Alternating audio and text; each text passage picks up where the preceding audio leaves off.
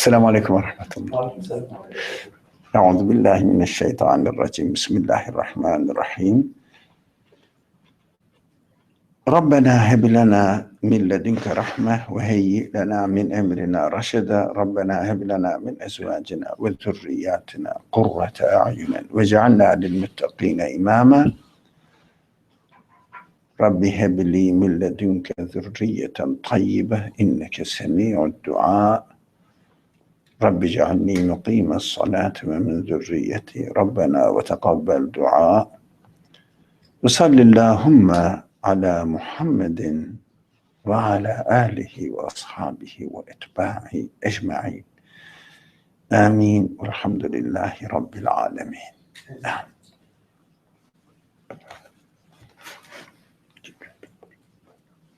Paper, you know where we are, huh?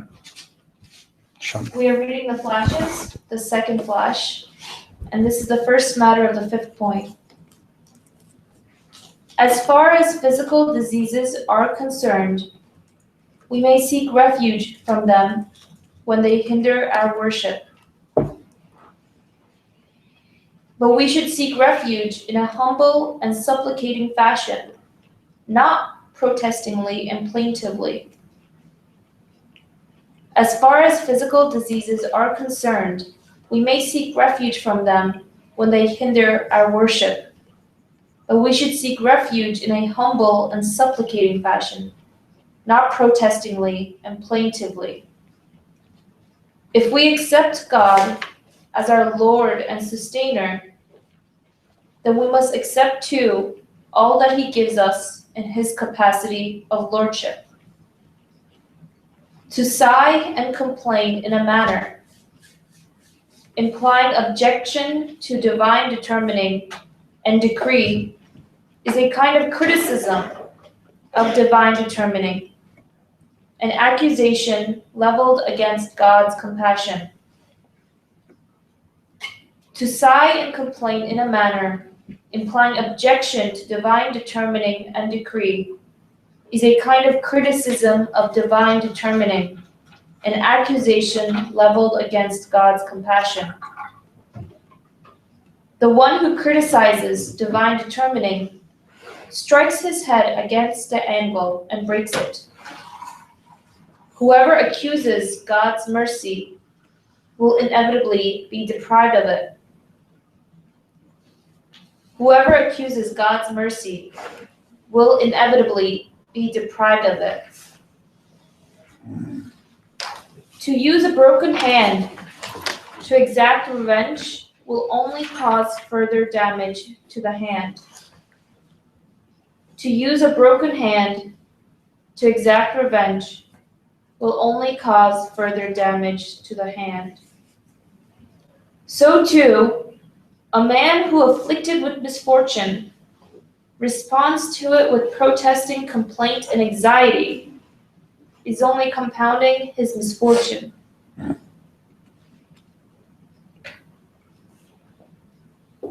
I have a lot of questions. Ready to answer? Ready? Okay. First,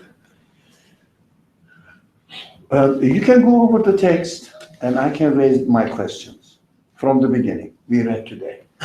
And not going into very, very deep on that. It is fundamental points, cornerstones. Yeah. So you can read it. I mean, the gist of what I got was that when we get physical diseases like illness or sickness, our complaints don't just give us more harm, since we're accusing or not accepting God as our sustainer and doing more harm to ourselves than anything else. So we have to ask the question, how come it happens? Mm-hmm. Yeah, I think that's why I wanted to go sentence by sentence. So make every sentence clear to me. If I am satisfied with it, definitely the rest will be satisfied with it. So just read the first sentence. I'm going to raise my question. Okay.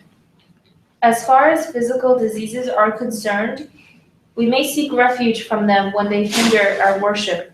Why this physical disease will hinder our worship?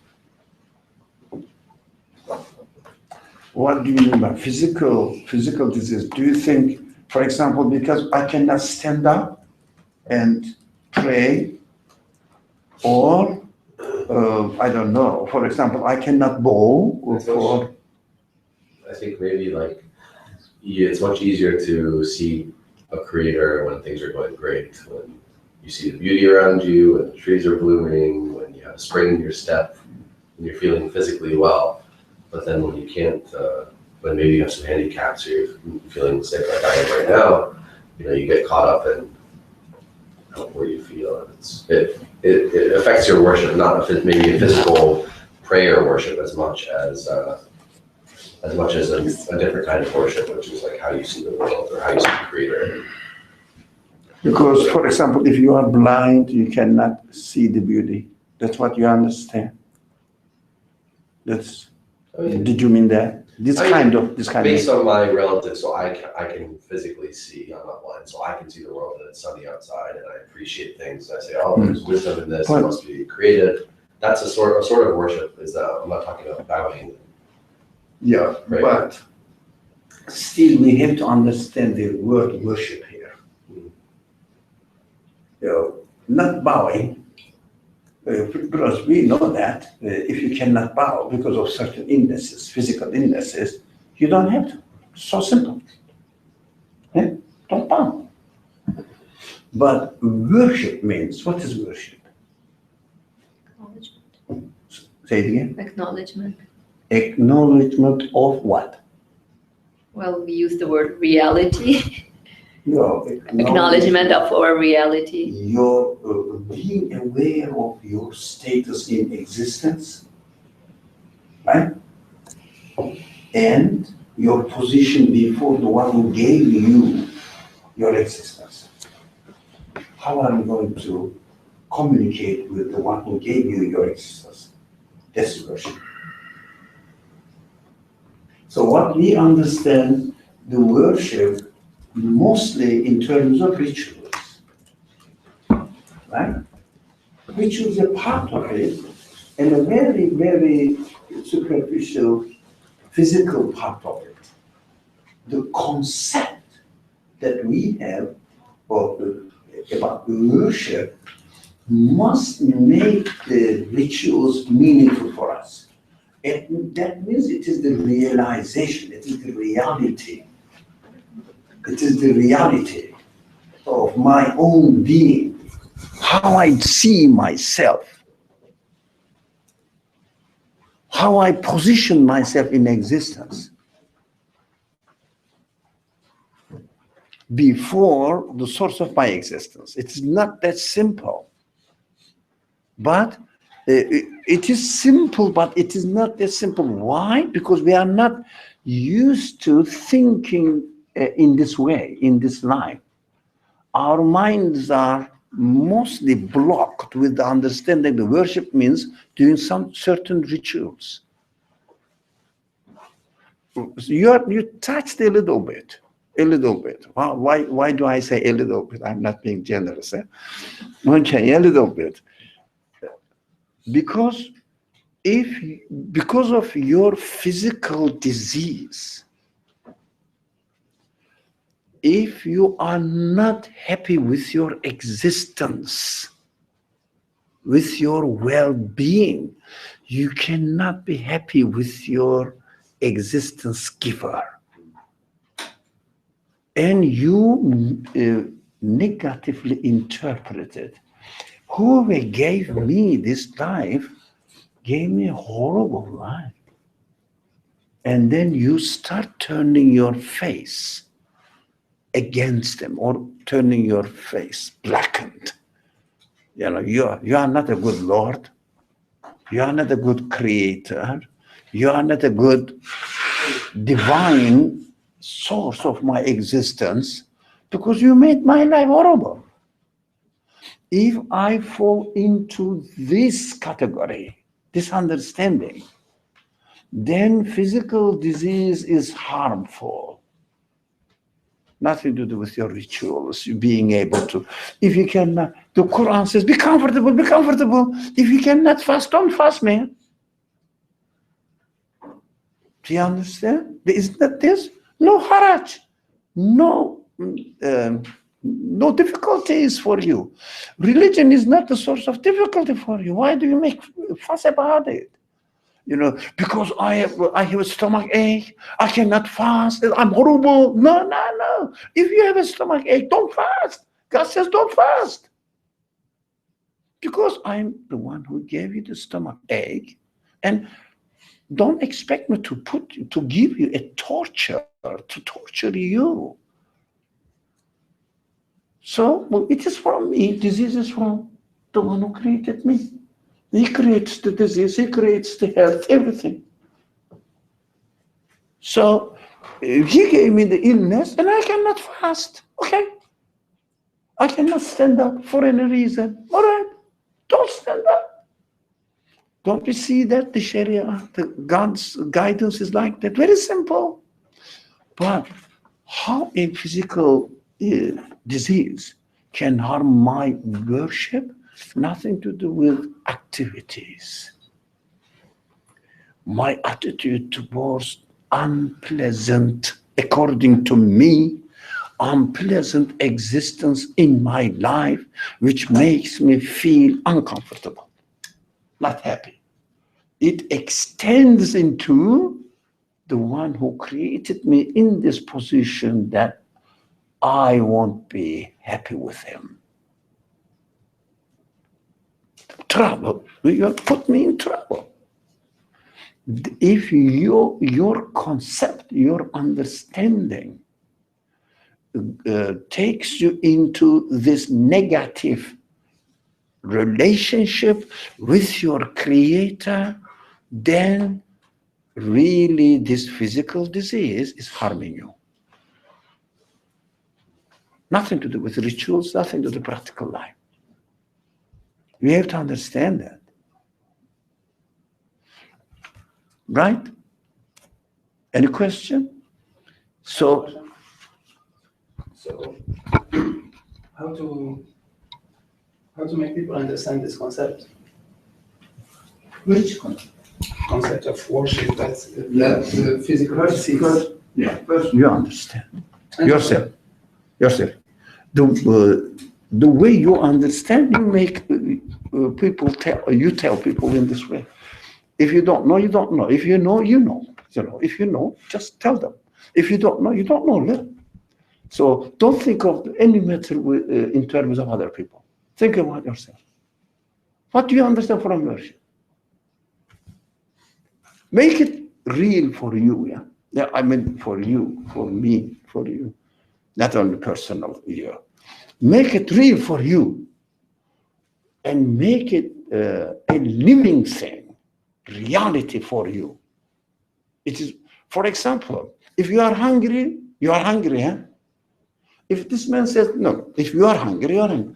If this man says, I am hungry, if I never ever experience what hunger is, I say, what are you talking about? He said, I'm hungry. What? Because I never experienced hunger. Yeah? I don't know, but if I have experienced hunger, and if he says, I'm hungry, I say, oh, really? You have to find something to eat. Let's look for it. It is all me. All me. If you like, in terms of belief, we've got to be individual, we've got to be personal, we've got to be selfish. Do you see what I mean? Selfish means, yeah, all about me. If I have my problem, I can solve everybody's problem if they are ready to listen to. Right? If they are ready to listen to. Even the prophets cannot teach anything, cannot convince anybody who are not seeking the truth. No, even the prophets. What did he do? He had to fight with them. Can you imagine? He was trying to convey the message. He was so unsuccessful. Yeah, he had to fight with them. They tried to kill him. He tried to kill them. So you don't have to be successful. But that's your duty to be satisfied within yourself and accordingly concern other people. Because if you know exactly, for example, you had a certain disease or I have a certain disease and I used a certain medicine and it really helped me, right? I experienced that. As soon as I realized that you have the same disease, what did I say? Take this medicine. That's my experience. I cannot stop myself from none of my business. Let him suffer. This is human. We share. That's human. We share. But what we can share only, this is the problem of the people who come from certain religious background. We think of other people first. That's myself. And we don't really concern ourselves, but we are concerned with only marketing. How am I going to sell? It is very false. Forget about it. If I have experienced that this medicine really helps to heal my disease, if I see you, it is inevitable not to share it. That is the gist of the prophet messengership. Everybody has this tendency. Not everybody is a messenger. Don't misunderstand. Everybody has this tendency, and the prophet represents this tendency of humanity. Look, is there any way that you know the truth, you know exactly how useful it is and not to convey to others? But if only you know it. Not rhetoric. Rhetoric means Islam is the best religion, this kind of things are trash. So I have to convey Islam to others. What is our religion? The best religion. Meaningless. If you are convinced, don't worry. You will definitely convey it. Okay, this is the side note. Okay, we understand that physical disease shouldn't turn against our sense of worship. Why? If it turns, then you have to bother about it. But you can solve the problem. How? By defining what worship is. And how are you going to analyze this? Of course, analyze your physical disease and try to get rid of it in order to be happy with your, in order to be happy with your creator, with your creator, right? Then who created you as you are, ill or healthy? Okay? To carry on, I have another question here. But we should seek refuge in a humble and supplicating fashion, not protestingly and plaintively. Yeah, why supplicating fashion? What do you mean by protestingly and plaintively? Because, do you answer? Do you have an answer? No. Why shouldn't I protest? Why shouldn't I have a plaintive attitude? Because it hurts me. It hurts me. I said, no, it hurts me. I don't like it. I want to repel. Why shouldn't I? But in a supplication fashion, what does it mean? Know you who you are, what your position is. The following sentence will explain what your position is, who you are, what are you, what you are.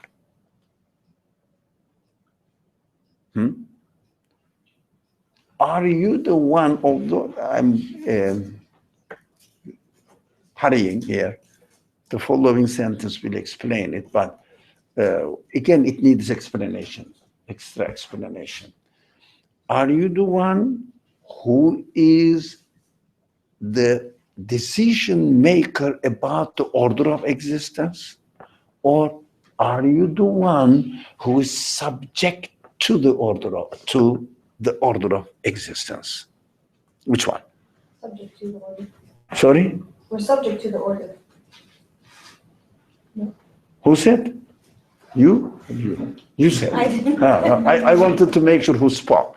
So we are subject to the order. We are not establisher of the order. We are not the creators. We are created being.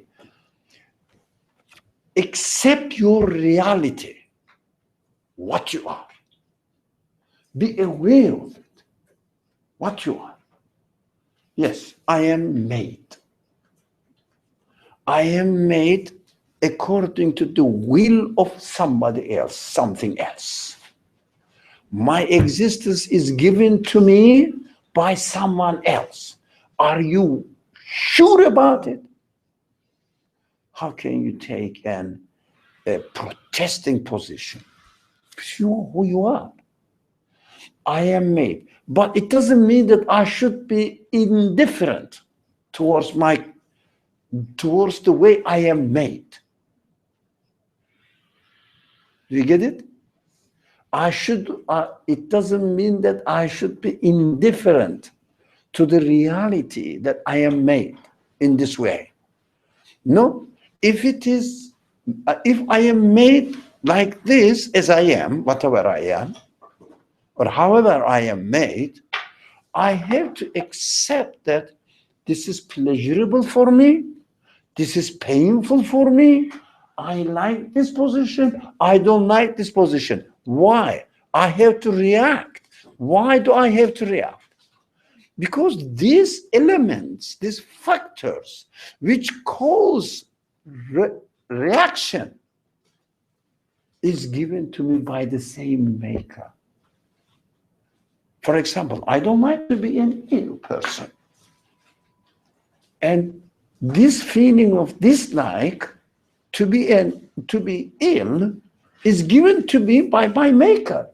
I have to use it. He has given me this to use it. I'm using it freely. So if you have stomach ache, let's say pain, if you are you happy with it? No, you are not. So you are not happy with the pain. Say it. I don't like this. I don't want to be pain. I don't want to be in pain. What's wrong with it? Isn't that complaining? Just a minute. How are we going to present? In a protesting way or in a supplicating fashion? Because we are subject to the act of creation.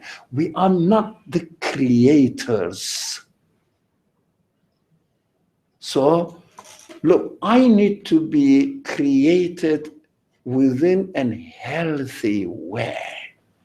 And I need to be happy with my life. Why? Because you gave me the sense to like healthy life. Yeah, if it is something wrong, it is your mistake. It would be your mistake because you gave me the sense of liking healthy life. That we have to be free before God, if you like. But in a supplicating fashion, not protesting fashion. Because protesting fashion means, he will explain it, just challenging the maker, saying that you are not a good guy, you didn't do a good job. And who are you? Yeah? Who are you? You are the made one. That is, of course, necessary. If someone says, I don't know whether I am made or not, that is another matter. But at this stage, the author is saying that you at this accept that, if we accept God as our Lord and sustainer, if we accept this, do you understand? If you don't accept this, you cannot go further. You have to go back. Who is your Lord? Who is your sustainer? You have to go back. But if you are somehow, of course, everybody to a certain extent, they know that I'm not the Lord. I cannot decide about my, not affairs, worldly affairs, about my existence. Do you understand? Because as far as the worldly affairs is concerned, I have been given the free will to choose. I can put my pencil here or here. I can come here or I don't. I'm free. But according to my existence, I have no option to exist or not to exist. I have no option to have another I or something here. I have to accept as I am created, made. But so our Lord and Sustainer must be accepted, or not necessarily that if you are not convinced, you don't accept. That you are free. You say, okay, I don't accept that I have a Lord. Okay? But you cannot discuss this matter if you are not at this stage. You have to go back, it means. It doesn't mean that you should shut up and you are wrong. No. You have to investigate up to this point. Do you understand? Am I clear? Up to the point that I have a sustainer, I have a Lord. And then if you know that, it means if you know your status in existence, that you are a made being, created, made being, then you can only supplicate. You can only beseech your maker, accepting your position that, please, I am hungry, give me food. Please, the pain is not really pleasurable. Please give me health. Yeah, of course. That's what you are expected to do. That's why you are giving the pain, actually, to turn to the Creator, say that, look, I am in need of you to give me health. That is the point in creating pain in me. Do you get it? Do you understand that? You looked a bit. No, I'm thinking about. Okay, something else. Okay, any? So we can carry on. We have to move.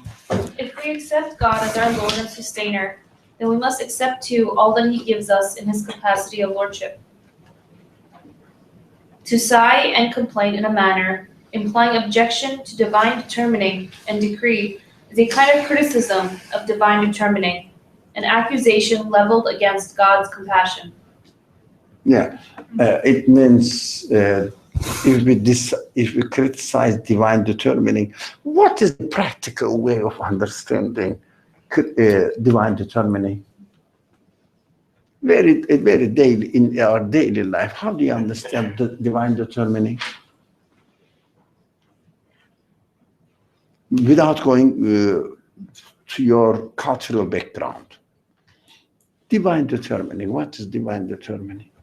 There's an order, there's a greater order that we are, but we're also within that order, we're still given a choice. I don't know. Yeah, but divine determining. Don't go into choice. It is another but subject. there's an order. But It's just a general. It really divine determining means the order. Exactly. Perfect. Yeah, you are a doctora, huh? And that is why I upgraded. so yeah. The practical order. Very practical. Yeah.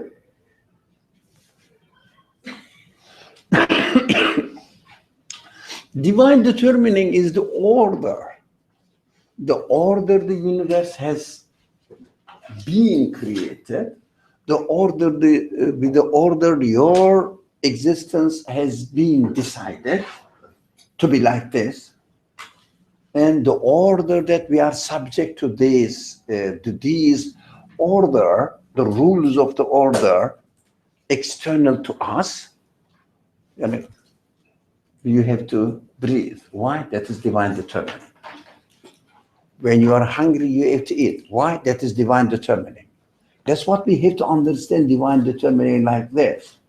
Not only in a very simple, simplistic way of saying that divine determining, God decides what to do, and you have to obey what, for example, he gives you the illness, you have to obey.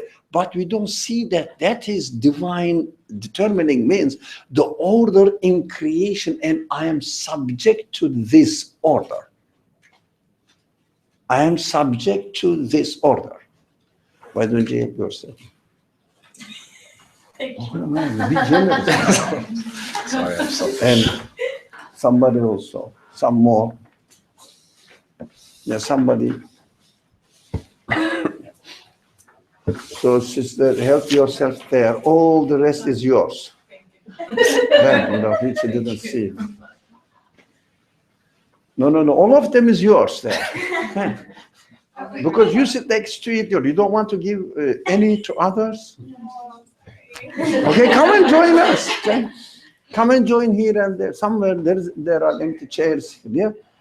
Don't just leave yourself aloof, as if it's. No, get your tea as well.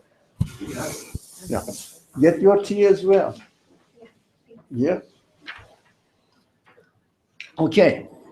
The order is what must be understood not as which is very simplistic way of understanding the order as natural laws. That's not natural law, as it is determined to be. So your life is determined to be, your free will is determined to be. As it is, you use it. That's divine order. Right? Okay. So divine determining is a very practical word, actually. We have to understand that we cannot escape divine determining. Can you escape from, for example, being in need of breathing every second? Can you, for example, change your physical body or others? But you are given the option to do something that is also within divine determining. Because you are given the option to eat or not to eat. Option. And you use it. That's divine determining. That's how your God meant it to be. Okay? So there is no need to criticize divine determining. There is no need to criticize, because when you criticize the divine determining, what do? What happens? Well, I'm not going to believe. What happens? Yeah? It means rejecting divine determining. I'm not going to eat. What happens? For example. So I'm not going to, I don't know. I'm not going to stand up or, I don't know, what do you say? Lots of things. If you choose not to follow the order, you are bound to be the loser. That's it. That's how we are. Why? That is within the purpose of the creation. Why are we created? To get to know who we are and who our owner is. So simple. That is the crux, heart of worship of God. Who I am, who my Lord is, how am I going to establish the relationship with him? From my side. He has already established his relationship with me by deciding to give me existence, to give me certain qualities. That is his choice. But now it is my turn. After being created, that's my turn now.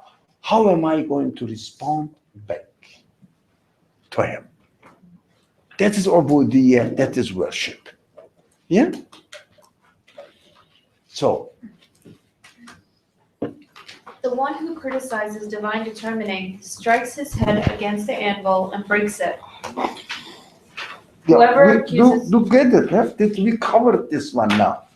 If you say that I'm not going to obey divine determining, I'm not going to breathe for 5 minutes, what happens? You pay for it. Yeah, you die. Yeah? Is it true or not? Yeah, so why do we challenge divine determining? So what is it to do with our subject now? The disease or any physical disease has been given to me. This is what? Divine determining. Now, what am I going to do? I have to accept this, and accordingly, I will use my freedom, again, divine determining, to go against it, to interpret it, to benefit from it. To benefit from what? From it, sorry, not from it. For what am I going to benefit? I am in pain. What am I going to benefit? How am I going to benefit from it? I'm in pain. How am I going to benefit from it? And Supplication? What? yeah, Is this- yeah. You don't want to be in pain. Right. Yeah. So go back. So we discussed before last week or the week before last week. Through pain, what do you understand? Relief. Relief. And when you were not in pain, your well-being was given to you. Huh? It is taken away from. Health, you realize. So health. So you need health back, huh? What are they going to do now? You need health back because you don't want pain. It means you want health, you're given to you back. What do you do now? You realize your No. source is. Yeah, who is the creator of health? So turn to him. You are the creator of health. I acknowledge you and I need your health now. The pain turns into a positive attitude. Do you understand? So you understand that creation of pain is reminding you who the creator of health is. So that you will ask from him. So while you are doing all sorts of activities, it means obeying the order, divine determination. Order, for example, going to the hospital, taking medicine, resting, whatever you do. You have to be conscious that this is the way of supplicating him. It's also a reminder that things are the impermanence or the transient nature of human being, like pain and health, and you're not sick all the time. I mean, you're gonna have periods of healthiness and sickness and Yeah. healthness. So Yeah. it's just another divine determination in there. It means, well, I love this expression. This word is a place of training. You are being trained. Like a student or like a soldier. You are being trained here. We are being trained here. Trained for what? It's very simple. It's very simple. We are trained here to know who we are and get to know who my Lord is and how am I going to establish a relationship with him. Very simple. Of course, it has other dimensions, but fundamentally, it is my relationship with my Lord. That's what I'm being trained here. Very simple. But I feel that, unfortunately, because of the tradition that we are growing in, that we say, okay, I am here, I have to have my worldly life, take care of my worldly life. Next to it, my religious life. Because I believe that there must be a God.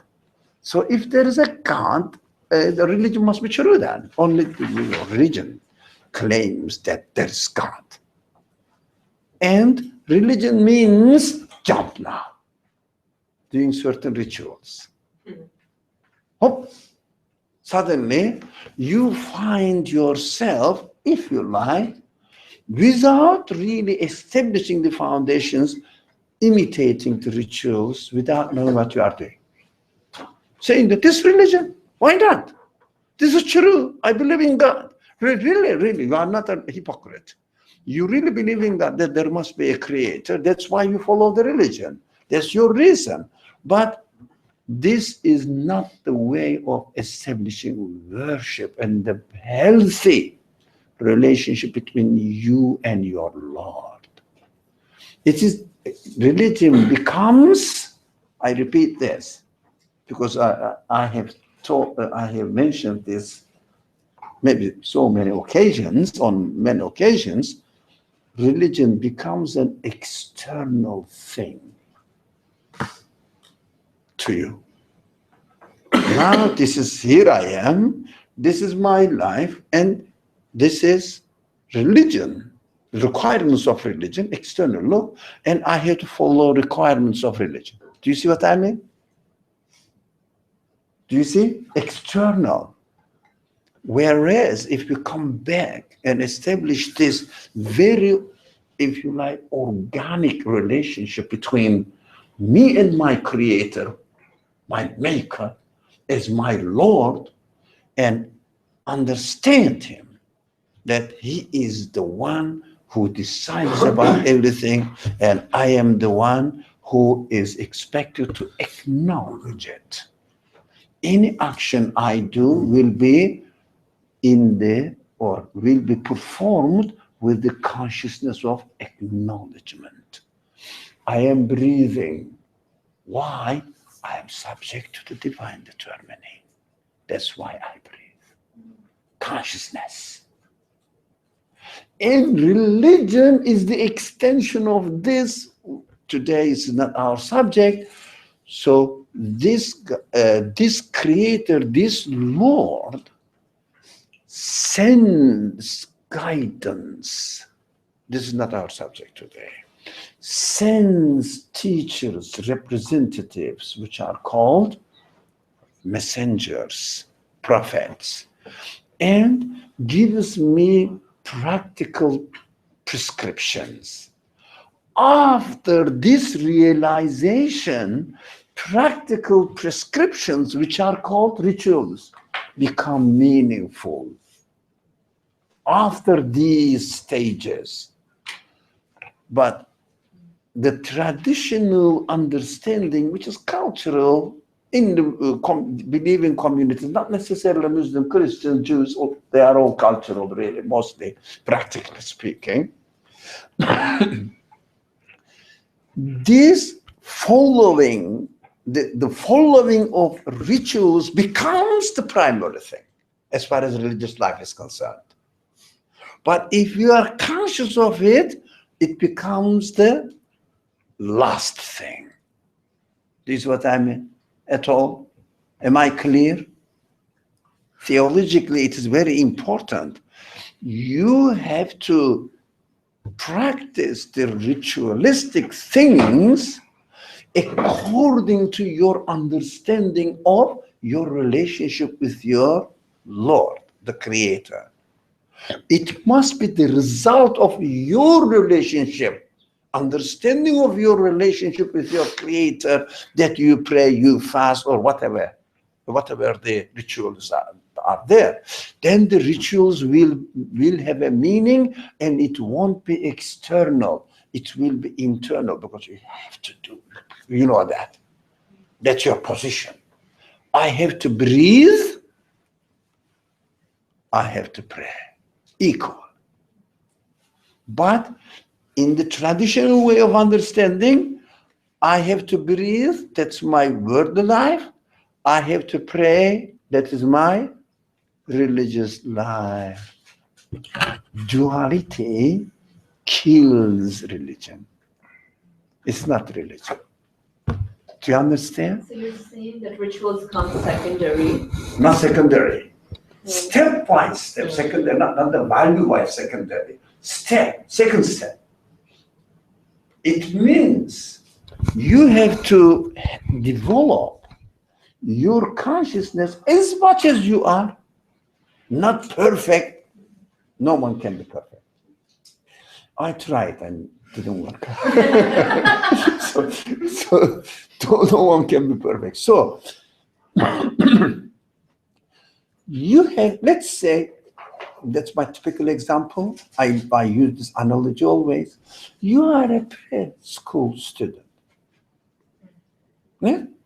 At the level of preschool student, what do? You learn how to hold the pencil or pen or any crayon or color things. They usually give them colorful things, the pencils.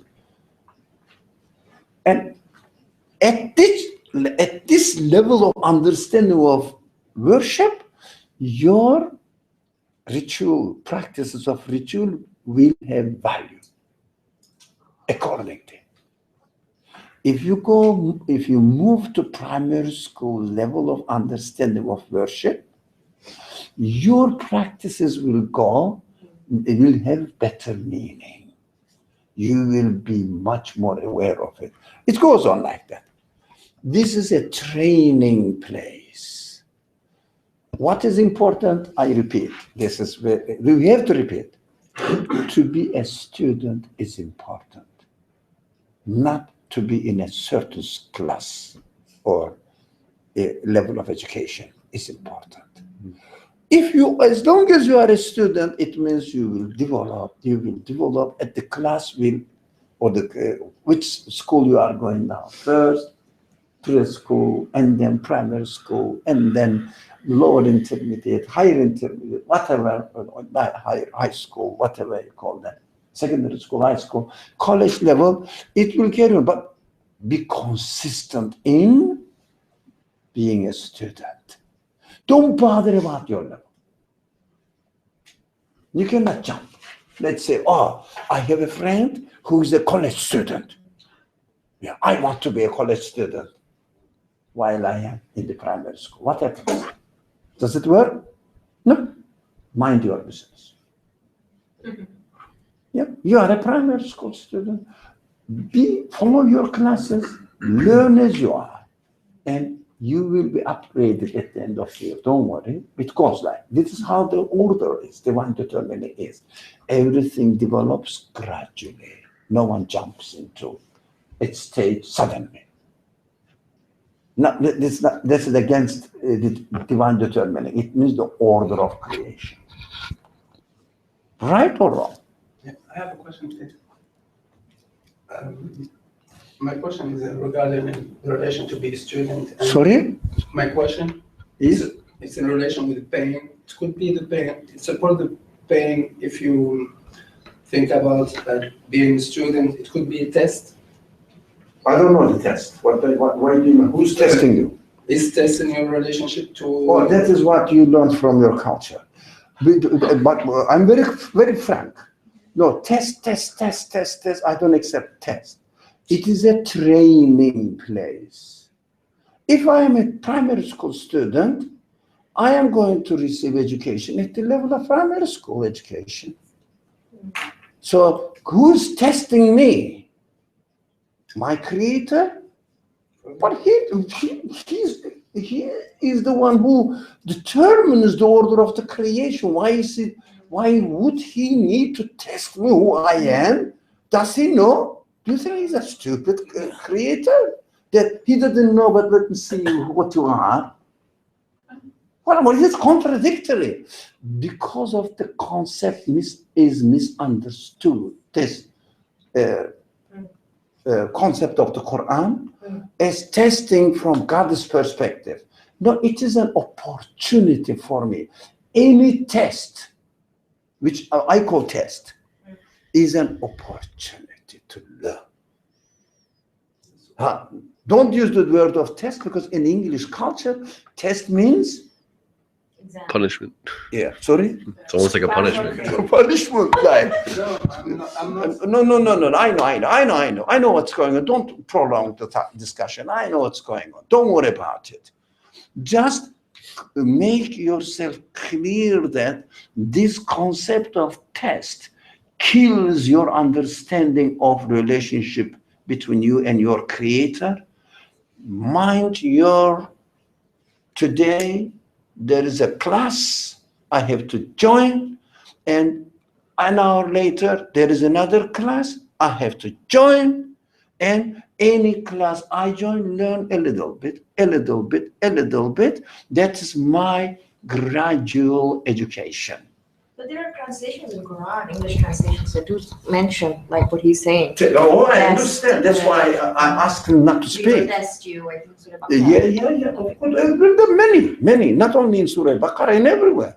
So Do you think you're- Allah is going to beliya, fitna? These are all the Quranic words. I know that. But we understand beliya, fitna classically, traditionally, as if from God. It is an opportunity for me. For example, every class that I am expected to go is an opportunity for you to educate, to learn better, not a test that somebody is going to learn who you are, what you are. Only stupid teachers give tests to the students as a punishment. And they don't know what the situation of the student is, so they want to learn. Let me see whether you learned or not, because I don't know. How about the creator? Creator doesn't know who you are. What are you talking about? So we have to be careful with the word. So you're saying these are all just like the understanding that these are trials and tribulations to test you. It's more like trials to train you to get better. You give the opportunity to train you to learn better, upgrade you. For example, if you don't go to class, if you don't attend the class, what happens? You miss. You are losing it. Do you understand? You are the loser. Not the teacher is the loser, you are the loser. So if you attend the class, you'll gain. What is that? An opportunity. Go and use it. If you don't use it, you miss the opportunity. That's what we have to understand. Of course, this depends on, this is the main problem. If someone reads or comments on the Quran or translates the Quran as the word of God, God speaks like this, and I don't have anything to do with it. That's what God is. That's what God says. Nothing to do. I have nothing to do with it. It means he is not seeing the Quran as the speech of my creator at my level. Do you understand? Because my creator speaks to me within my own capacity. Otherwise, he would be an unwise creator. Can you imagine speaking to me, not within my capacity to me? And what do you think? What do you think? What are you talking about? You are crazy. It is an unwise man. Right? So when you define the speech of God at your own level, you understand that the beliya fitna from your perspective, an opportunity is nothing but opportunity for you. Do you understand this? That's a very revolutionary understanding, if you like. It extends to the traditional approach. So that's why when you are reading a translation or a commentary on the Quran, how big the volumes are, doesn't matter. Knowledge is not necessarily the truth. Yeah. If this commentator presents the Quran to you from God's perspective, forget about it. From your perspective, pay attention to it. Do you understand, Jerry? That is extremely important. Say it again. Say it again. Say it again. Somebody. About the commentators? Yeah. So if you see a book or a commentator that talks from God's perspective, you should listen. But from your perspective, that's something you should Yeah. Speaking to you. Right. Yeah. Or, speaking to you. Even the greatest man comes to the primary school, speaks to the primary school students. they have to, primary school students, they cannot say that, no, I don't understand this man, what he say. He's a great man. Yeah? But he came and spoke to you in your class. Do you understand? But if he was a wise man, he would speak to you at your level. I think the creator of the universe is the wisest creator, or being. So would you expect him to say something with beyond your human capacity? No, it's very simple. So we have to look at the matter from our perspective, not from the speaker's perspective. In the case of God, speaker is absolute. You cannot comprehend absolute anyways. What you have to do, you have to come to your own terms. So fitna becomes an opportunity for you. Every class, don't miss the class, the teacher says. Don't miss the class. If you miss it, you are the loser. That's a good reminder. It means don't miss the opportunity, not the test. Do you get it? Don't miss the opportunity. If you join the class, attend the class, you will learn it. And you will upgrade your position. Position in ubudiyya, of course, worship. It means you will become better aware of your position. These are methodologically, but we study here methodology, you know that, huh? We don't study knowledge. We don't narrate events, anything. Methodology. So if you grasp the methodology, you are done. Apply it for yourself now, free. But learn the methodology. It's not once. It needs training, especially for those people who come from any religious background. It is double difficult. You have to unlearn and then learn. It is difficult. Unlearning is very difficult. I know that. That's why I keep repeating certain principles, fundamental principles again and again. People wanted to ask. No, I mean, I think you clarified. I was thinking that from our perspective, a test or fitna would be beneficial because it forces us to, reflect about what our position is and to somehow, for the test, you review what you have learned before. So then in that way, the test benefits you because you are reviewing and then you are aware, you become a bit more aware of what your position is and of your need to continue attending classes so that you can further develop. So from that perspective, the test is beneficial to us, not because he doesn't know who we are, but because then we can know where we stand. And we can develop better. Exactly, That's why I avoid using the word test. I say opportunity, education. But for example, even a good teacher in school, right? When he assigns a test or a paper or a presentation, it's to force the students to review that material for your benefit, not because the teacher doesn't know where you are, but because through doing the preparation for that test, let's say, it means you are learning. Right. You are consolidating, you are reviewing what you have learned and presenting yourself. Look, I learned this. Is it really true? It means the test means, did I learn it correctly or not? So that if there is something wrong in my learning, the teacher will tell me. That is not the test. That is just learning process continuing. Right. Anyone else? Yeah.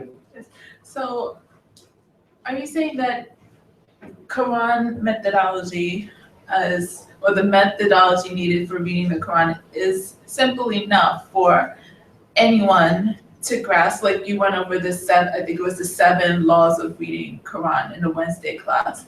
So, do you know what I'm talking about? Okay. It's simple enough for anyone to grasp that, say, if a child who knows how to read gained this information, understood Quranic methodology, then whatever they grasp when they read the Quran is valid if they understand how to read the Quran.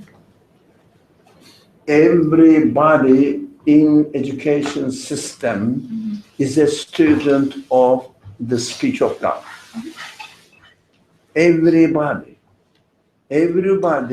is not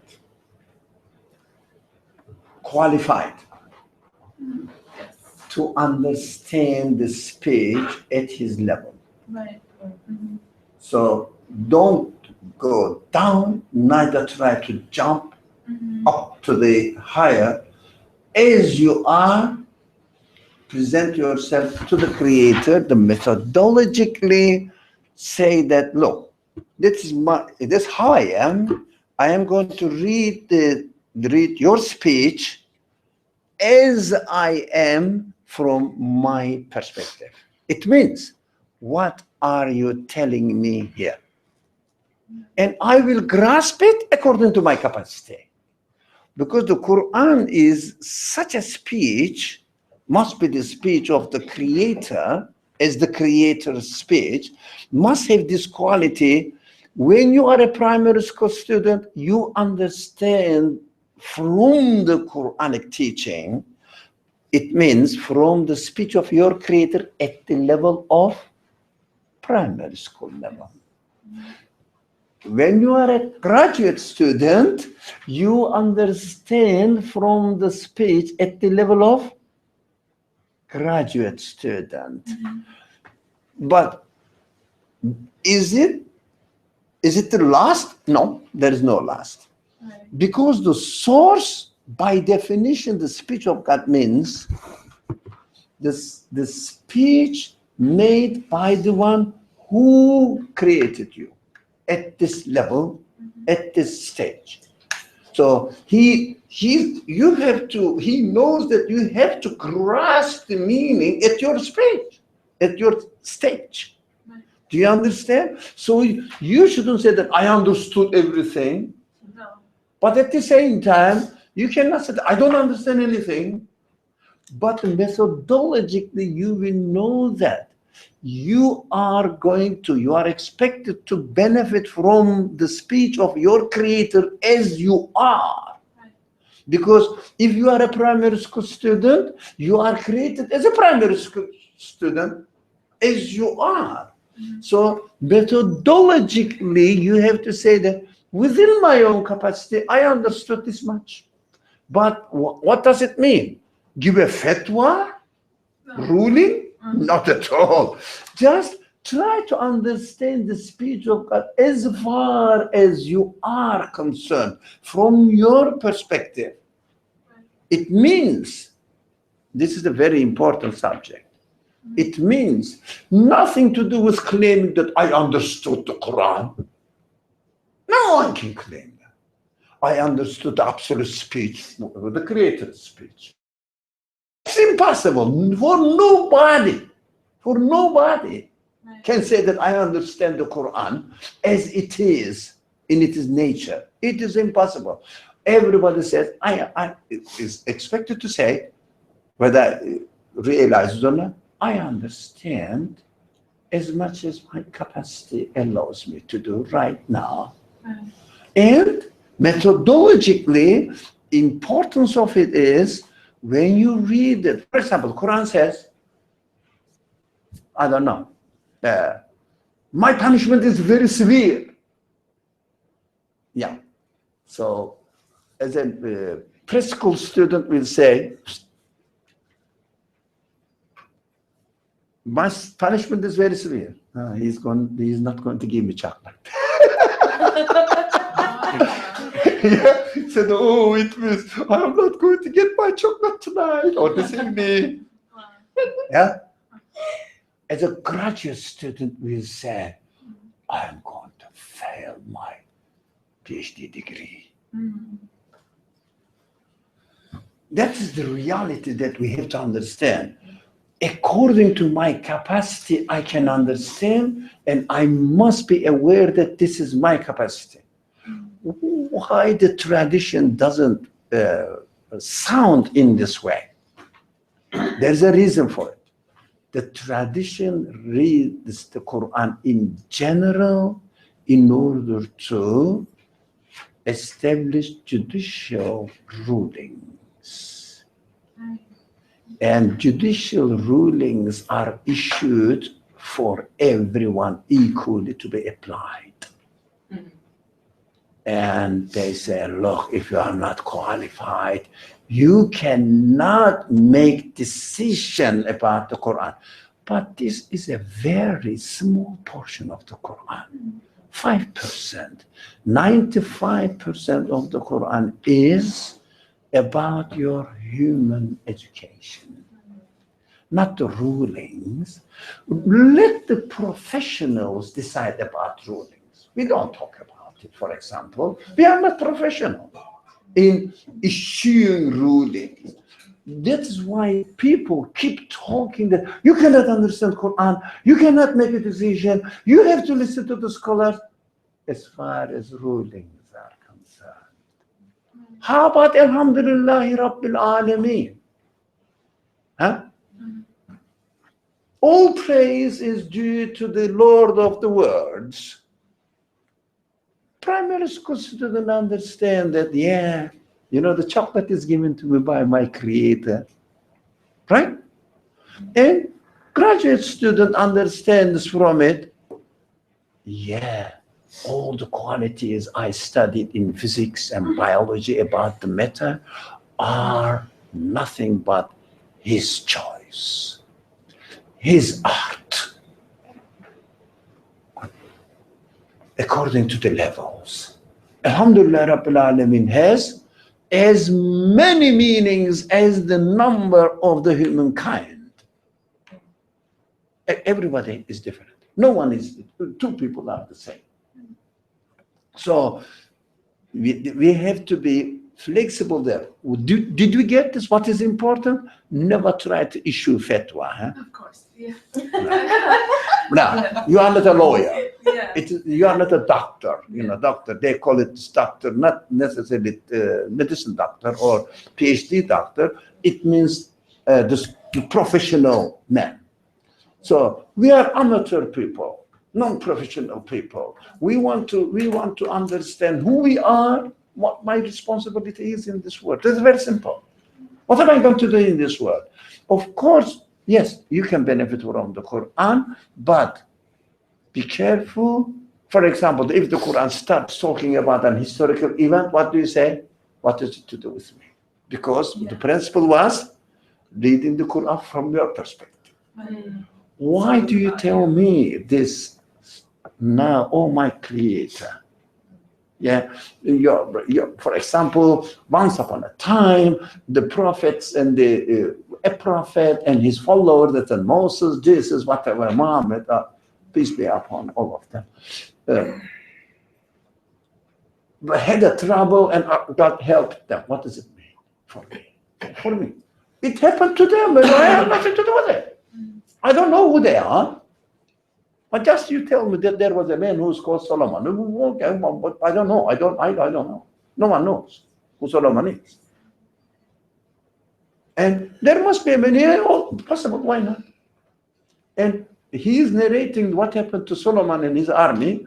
It must be something to do with you. That's why you are told now.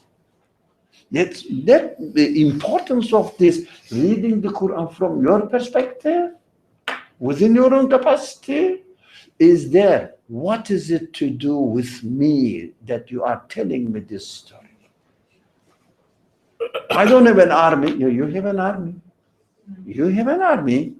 You have millions of different senses. What are you going to do with this army? Huh? So you are communicating with the universe through endless senses. Yeah, who's going to win the war? There are options in front of you. You have to say these are happening by accident or they are conscious creation. Which one? And what does it mean for you? from your perspective, yes, from your perspective, not claiming that I understood what God said, and we say in English, don't try to read the mind of God, it is impossible. It's absolute. Yeah, you understand now, methodology is extremely important. When you get the methodology, the rest is okay. Easy. I have a small follow-up question, maybe it'll be small, but so what are we to do with Prophet Muhammad, peace be unto him, his perspective when we read something about how he explained different verses from Quran? Like, how much do I incorporate that, or do I say, well, that was his perspective? Okay, practical question. There is a professor, he employs an instructor. Yeah? What are you going to do with the teachings of the instructor? I'm gonna Try to learn, yeah. through instructor, but the instructor has been educated by the professor. He's been taught by the professor, yeah? So do you ignore the instructor? You can't. But at the same time, you know that instructor has been employed and educated, prepared, trained by his professor.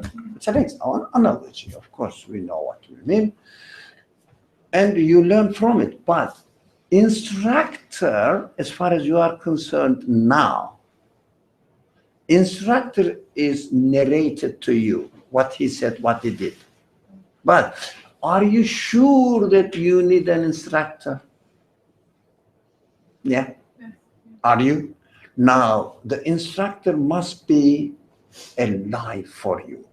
There must be an instructor. But the narrations from it is a different matter. That's what we call the difference. We studied this long ago. The difference between Sunnah and the Hadith narrations. It means the path of the Prophet, the way of life of the Prophet, the mission of the Prophet. Yeah, that's a Sunnah. Narration is people's narration. Do they have no significance? Yes, they have. But be careful, people are narrating it. Of course, the people will narrate according to their capacity, their interest area, yeah, according to their conditions. And their narration will be historical. Within a certain event, within a certain condition. The Prophet told a man, you know this man? Which kind of man he was? Of course, when you speak to a person, do you say the same thing to everybody? When you speak to a child, you speak differently. When you speak to another person who has not been educated, has not been received well, you speak in a different way. If you speak to a person who is really has been trained in reasoning well, you speak accordingly. Now, that's what I find myself here. I cannot speak nonsense. I cannot speak to you as I am speaking to ordinary, mob of religious followers. I am speaking to convince you, according to your capacity of understanding. So that's why I cannot make this speech in a masjid. Impossible. They will say I'm an apostate. Apostate. There, of course, it would be my mistake. But here, I cannot speak to them. So to you as I spoke to them, and I cannot speak to you as I speak to them. That is my responsibility or your responsibility, depending on so the Prophet speaks to people according to their capacity, acts according to them. But what you have to understand, instructor is essential in your life. As a human being, you don't know why you are here. So there must be a guidance from your creator. How are you going to receive the guidance from the creator? An employed being, which will present the will of God, the aim of God, if you like, in creating to you through a message, the message bearer, through a vehicle which you can communicate with. So this consciousness is essential. This consciousness, awareness that I need an instructor, employee, trained by my creator, that is essential. But the hadith narration, you have to watch out in which condition it took place.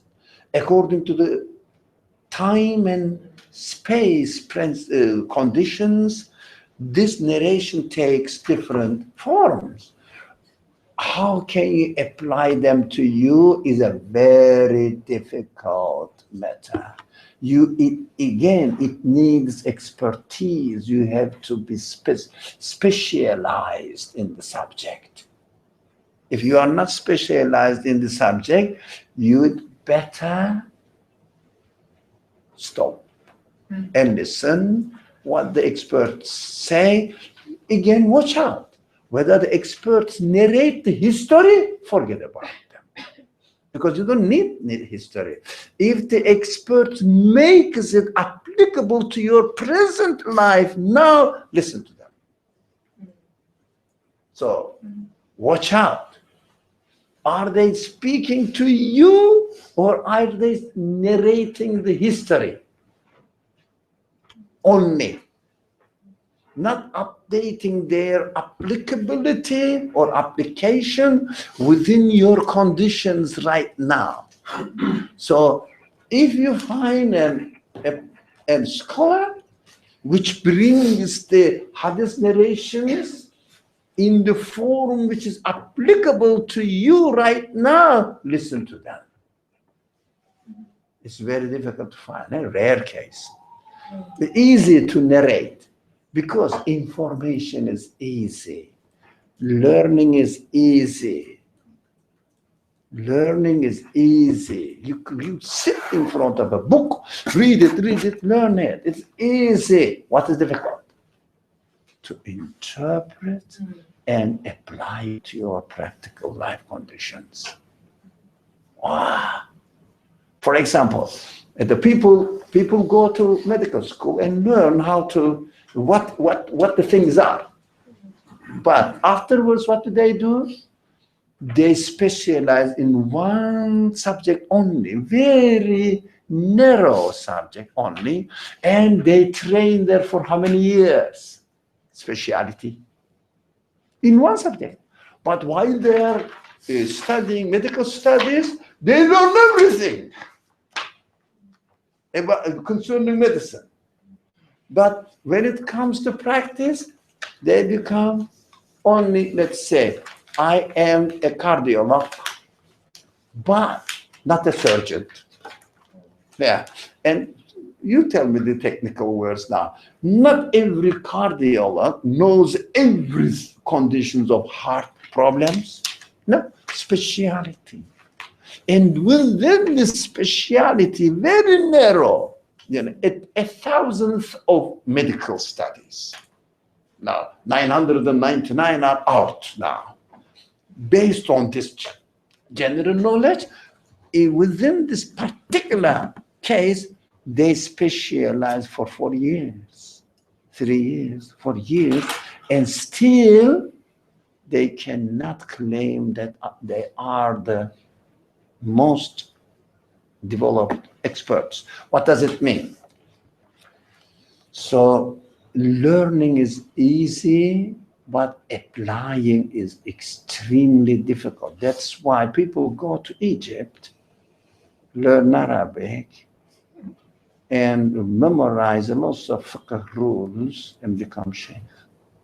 It's easy to learn. And narrations. hadith narrations, not many though, 40 hadiths they memorize, that's it. Oh, most they study 40 hadiths. Most, that's it. And how about their applicability to my time within my own condition right now? They say, you have to take lesson from it. Yeah, how can I take lesson from Alhamdulillah Rabbil Alameen? How can I take lesson from Bismillahir Rahmanir Rahim? Take a lesson. What kind of lesson shall I take? Becomes redundant, irrelevant. That is the problem we are facing. We are, all of us, including me, intellectually making it applicable, making the revelation either through the speech of God or through the exemplary life of the Prophet is very difficult, and there are not many experts on it. There are not many people working on it. Unfortunately, there are not many people aware of the difference. That is this, in Arabic, maybe you understand, qahtur rijal. Yeah. There is no guide who will help us to understand the revelation and the prophetic exemplary life. When you say hadith, sunnah, what do you understand from sunnah? Praying 2 rakah when you enter the masjid. That is sunnah. This is a ridiculous understanding of sunnah. Establish la ilaha illallah in your life is sunnah. To establish why you should believe in the hereafter is sunnah. That is the mission, main mission, not to follow your tribe, not to follow your tradition, not to follow your group, not to follow your religious group blindly, is sunnah. That is why the Prophet struggled along his life. Not tribal pride, community pride. No one is superior to others. Right? That is sunnah. Practically, when you enter the masjid, if you are at this stage, then you can pray, but you should know what you are doing. Don't imitate. Imitation is not sunnah. Right? Imitation is not sunnah. So these are, again, important cornerstones. I have to finish the text. I say, well, today, let's finish it. But these are practical. What do you think? Yeah. If we don't establish these foundations, whether we finish the text or not, what is the point of finishing the text? We said information is not important. Information is worthless in this age, especially. Before, maybe people couldn't find the book. They were handwritten, copied, scribed by the scribes. There was no printing machine, nothing. So to learn, to get a book and read it and learn it was a very scarce case. Scarce case, sorry. Very rare. Now, even 4-year-old child can get more information than a professor through Google, engine search. Is it right or wrong? Yeah, it's very easy. So even if you say that, oh, what is the rule for this? Oh man, web pages are full of rules according to this method, according to without method, without something, to quarrel. All the information is available under your hand. Very easy. I say if information is not important, the statement is not strong enough. Information is worthless. So don't try to get information about, especially if you want to learn religion, never run after information. What are you going to do then? Thinking, reflection, questioning, investigation, intellectually grasping, and being satisfied within yourself and internalizing it, making it your own worldview. That is not taught anywhere, unfortunately. That's the truth. Sure. But I know that the Creator is wise. I trust him. Since he put us in this condition, created us in this condition, lack of proper people who will teach us really what we need, we have to struggle as much as we can. And we have to be aware that, look, I don't know. I'm not after information. I have no claim. I am trying to understand who I am. So don't tell me or narrate me what you learned at the school or Sunday school, in American case, from your local imam, and don't say that, oh, there's a verse in the Quran says this. Come on, shut up. It is over. It is over. Don't show that you know Arabic or you know some hadith. You have heard something. These are just external information. Forget about them. What you feel right now in your own being. How do you look at yourself in the world? How? In this existence. Then you can go further. Otherwise, if you are on the wrong track, you think that you are going, but you cannot reach the destination. Then you learn, you become an imam and get a salary or a profession or a sheikh, and give a speech to people and make money out of it. But they have to. Yeah. I'm not blaming them because they charge for the speech they give. But this is not, it's a profession like being an engineer. Or I don't know, a finance guy. Yeah? But they are working there and you are working here. Is it anything to do with your reality? That matters. That matters. I have to learn, and for myself, I have to be satisfied within myself and share it if there is anybody else. Because you have to share it, because that is your divine determining. You have to share it. You cannot stop from sharing it.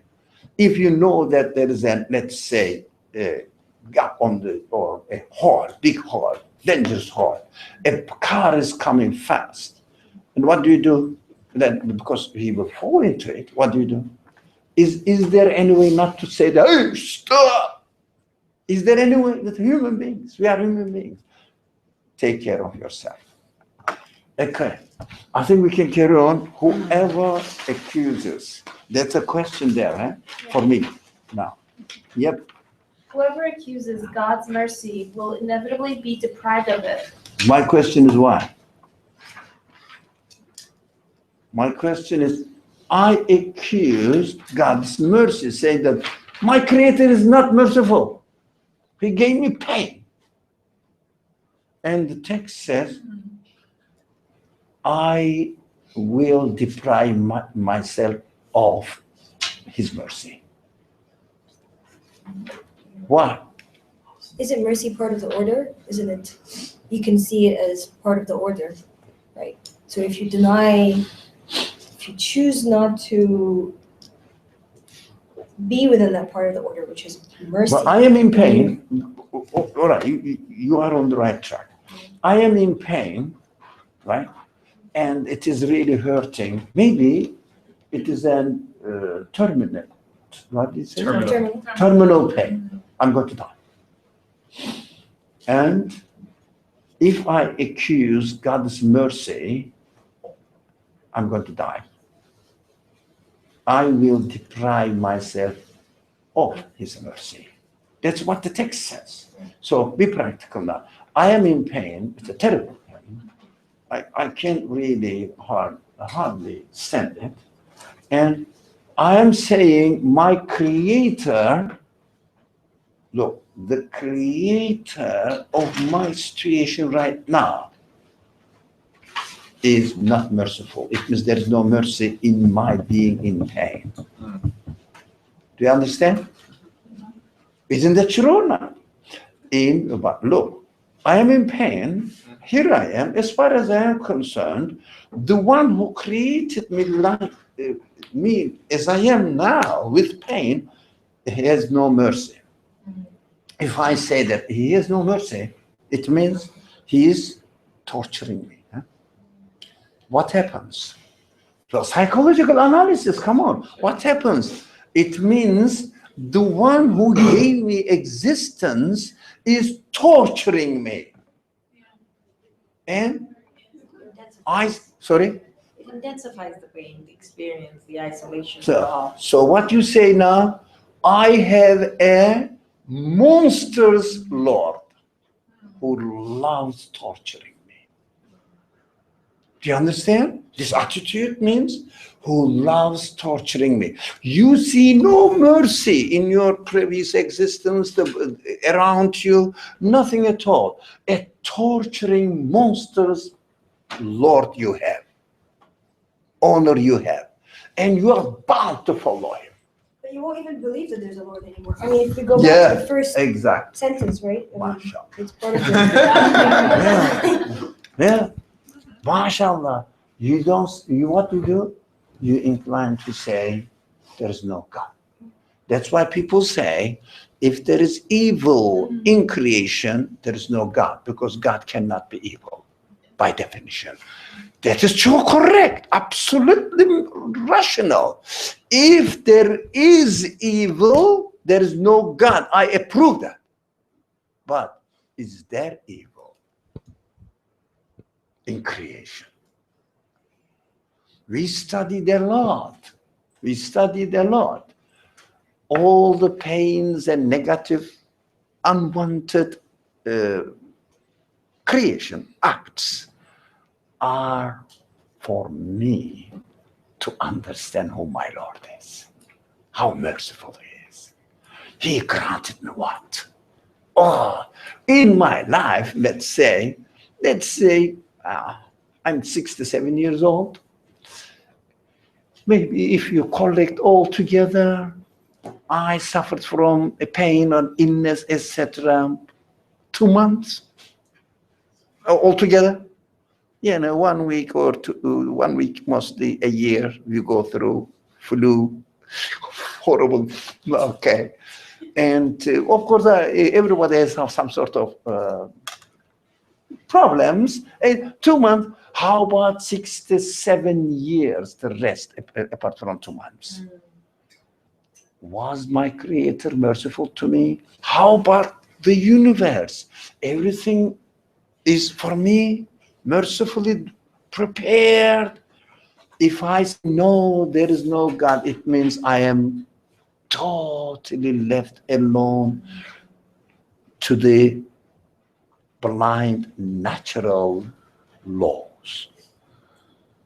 I am bound to die and disappear and lose all my existence.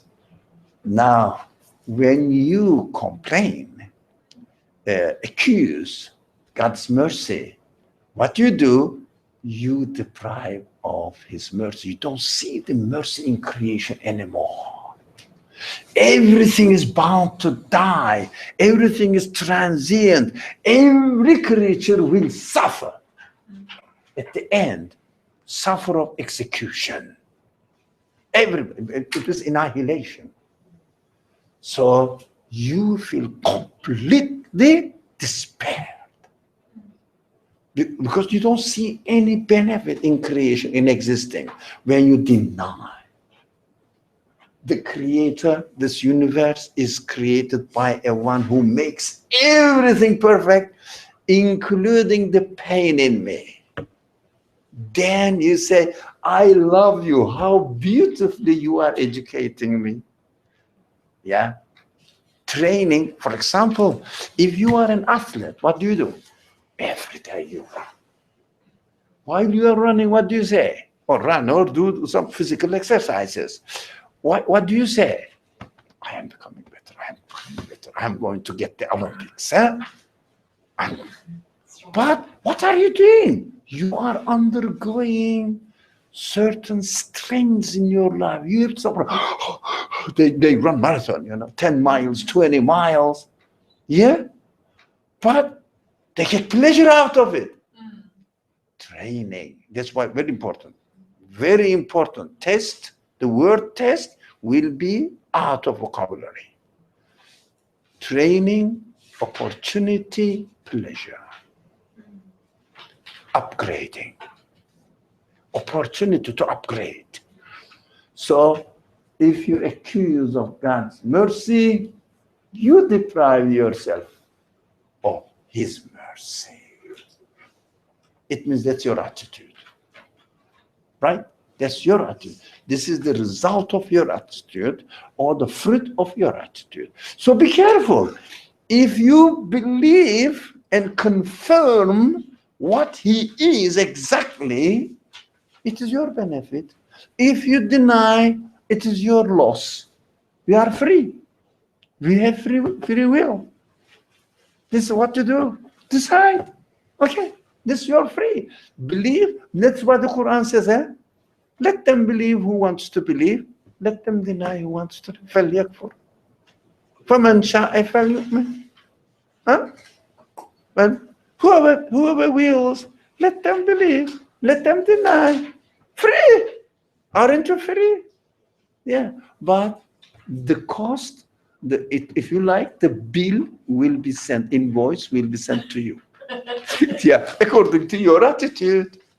So you will be the loser or gainer. So please, let's finish this paragraph at this today. Right? Is it okay? Is the paragraph, is the sentence clear now?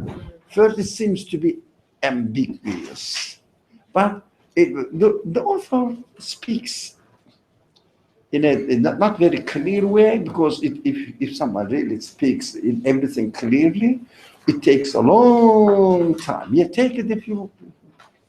Yeah. To use a broken hand to exact revenge will only cause further damage to the hand. Yeah, we understood this, but if you criticize God's mercy, you will damage your. Okay. So too, a man who afflicted with misfortune responds to it with protesting, complaint, and anxiety is only compounding his misfortune. Yeah. Explain. Who would like to explain this sentence to me? I mean, this is the conclusion to everything that we've been talking about, right? I mean, that person who is protesting and complaining, then they are also refusing to see the mercy. And when they refuse to see the mercy, then it's their loss, right? They're going to be at misfortune. Yeah, misfortune, because they won't see mercy in their existence and their creation, so they will fall into despair, complete despair, then disappointment. Yeah, that is understood, and I think we should stop here. What do you think? And thank you for joining. And also, these matters are to be discussed. We have to talk about this every day, every moment. These are the foundations. Alhamdulillah, I'm very happy. As I was young, I wanted to learn a lot. I was reading like crazy. And later on, I realized that, what am I doing? Learning for what? So that I will give a good. I was a preacher once, unbelievably, an imam for many years. And selling. I was an, retail seller. marketing. Selling, learning from the books and selling. I realized that what I was doing is nonsense. It doesn't benefit me. And I started questioning, what do I really believe in? Yeah, it is easy to say that our religion is the best religion. Alhamdulillah, Muhammad is the best man. Well, you know, alayhi salatu wassalam. So, who Muhammad is really for you? Huh? Who Muhammad? For you. What is, it's a prophet. What does it mean, prophet? So, even if he's a prophet, he was a prophet. None of my business. Why? Why should I bother? But he brought the message. For what? From whom? From God. From whom? Is it really related to me? Yeah, ask brave questions.